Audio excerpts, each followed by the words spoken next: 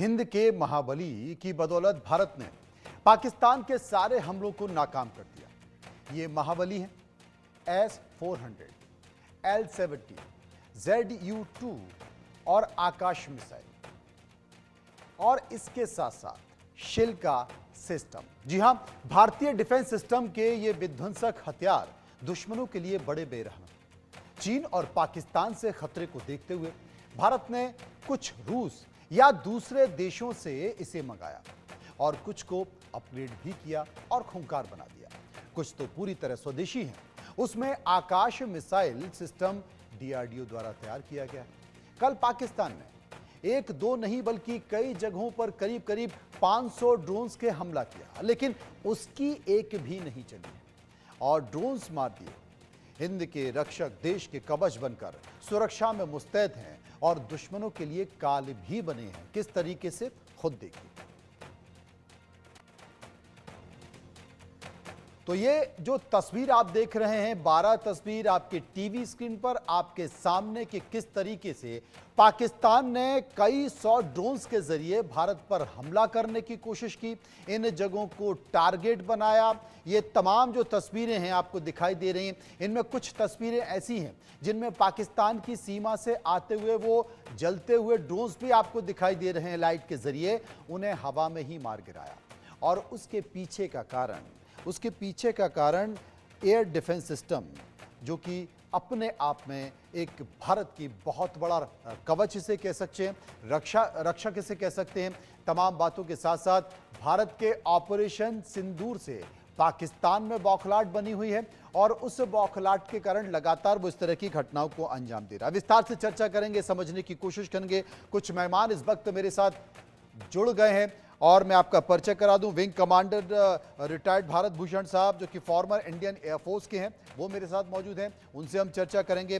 Captain retired Anubha Singh defence expert हैं, वो मेरे साथ मौजूद हैं, उनसे हम चर्चा करेंगे। Major general retired AJB Jaini senior defence expert हैं, वो मेरे साथ मौजूद हैं।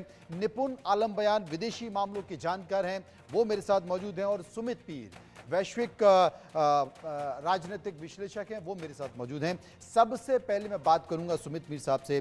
सुमित पीर साहब, वर्तमान में जो आप हालत देख रहे हैं, इन हालातों को देखते हुए आपकी दूरदृष्टि क्या कहती है? आपको क्या लगता है, क्या तनाव जो बरकरार है वो आगे आने वाले समय में कुछ ऐसे ही धीरे धीरे निकल जाएगा, या कुछ बड़ा जो कर दिया है, कुछ बड़ा जो कल हो गया है और कुछ और बड़ा भारत की तरफ से जो होने वाला है? सबसे पहले तो आपको सभी दर्शकों को नमस्कार जी।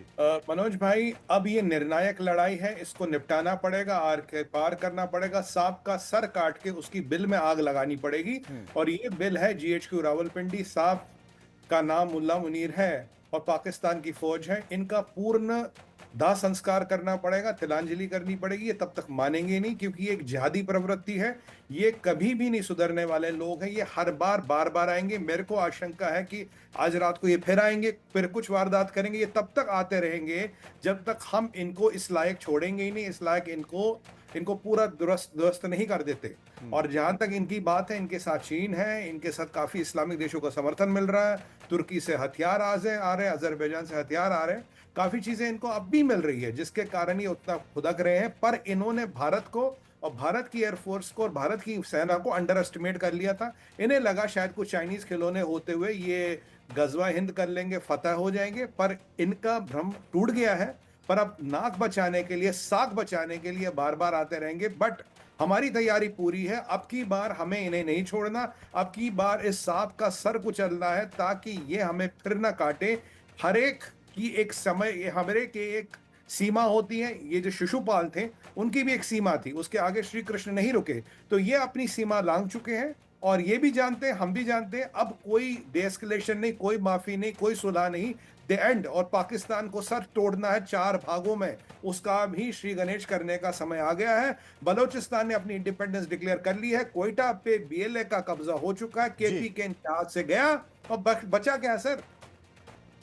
और बचा क्या? AGP साहब हमारे साथ मौजूद हैं। AGP साहब, तमाम सारी परिस्थितियों के बीच भारत ने संकेत दिया, एयर डिफेंस सिस्टम को लेकर संकेत दिया, भारत का रक्षा कवच क्या है वो बताने की कोशिश की। नापाक इरादे तो थे, लेकिन भारत के एयर डिफेंस सिस्टम ने उन्हें नाकाम कर दिया। क्या कहेंगे इस एयर डिफेंस सिस्टम के बारे में? देखिए मनोज, पहले तो मैं आपको धन्यवाद देता हूं कि आपने मुझे अपने चैनल पे इनवाइट जी, किया। उसके लिए शुक्रिया, मेरा आपका भी सलाम शुक्रिया। और जय हिंद आप जय लोगों हिंद। को। हमारा जो आज का एयर डिफेंस सिस्टम है वो बहुत ही पुख्ता, कारीगर, मॉडर्नाइज्ड, आधुनिक और बहुत ही कारगर है। ये वो डिफेंस सिस्टम नहीं है जो कि 71 या 65 के वॉर में था। ये वो डिफेंस सिस्टम नहीं है जो कि 15 साल पहले हम लेके अपने ट्रकों में घुमा करते थे। आज के दिन ये S-400 और हमारे जो मेड इन इंडिया के आकाश और जो S-400 के साथ में जो मिसाइल्स आए हैं, हैमर मिसाइल्स और बाकी जो जितने भी हमारे जो ground to air, air to air और सरफेस टू एयर के जो मिसाइल्स और काउंटर सिस्टम्स हैं वो बहुत ही कारगर है। शायद पाकिस्तान को इसका अंदाजा नहीं होगा क्योंकि ये इस्तेमाल नहीं हुए थे, और अब क्योंकि ये मौका है जबकि कि ये इस्तेमाल हो रहे हैं, उनको शायद इसका असर सिर्फ एक ही तरीके से मिलता है, वो है कि डिनाई करते रहो। डिनायल मोड में, पाकिस्तान डिनायल मोड में, ऐसा नहीं हुआ, वैसा नहीं हुआ, ये नहीं गिरा, हमारे ड्रोन्स नहीं गिरे, हमारे एयरक्राफ्ट नहीं गिरे। क्योंकि despite the fact that America ने हमें और सैंक्शंस का भी डर दिया था कि अगर आप S-400 लेंगे तो हम आपके ऊपर सैंक्शन लगा देंगे, लेकिन फिर भी हमारी सरकार ने S-400 के ऊपर में डील साइन करी और अमेरिका ने इसके लिए हमें वेवर भी दिया।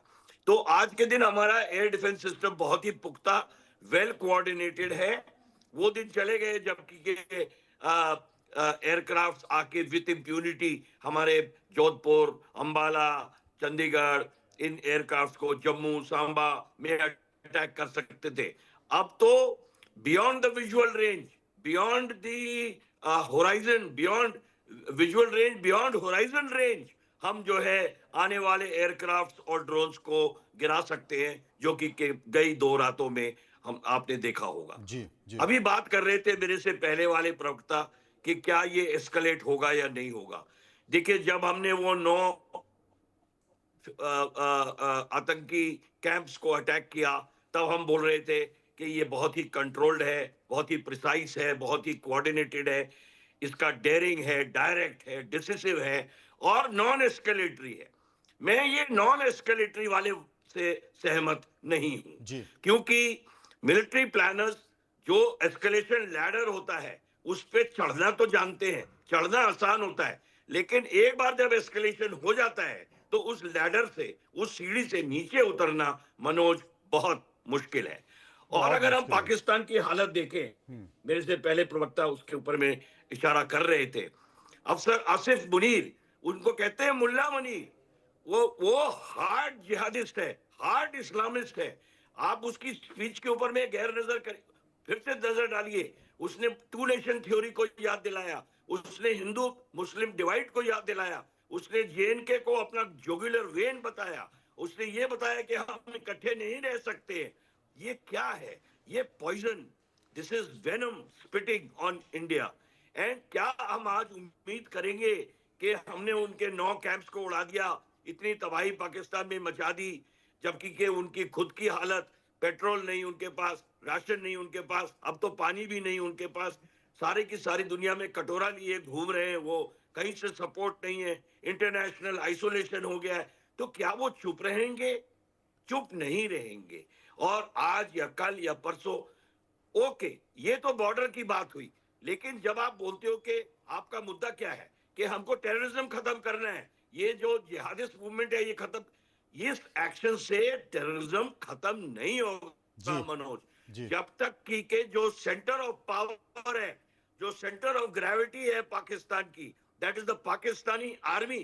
प्राइम मिनिस्टर तो उनके टट्टू होते हैं। आज का प्राइम मिनिस्टर खाली 11% वोट से बिल्कुल सही कहा आपने। जैनी साहब, एक सवाल मैं आपसे पूछना चाहता हूं, जैनी साहब एक सवाल मैं पूछना चाहता हूं कि आपको फौज से रिटायर हुए कितना समय हो गया?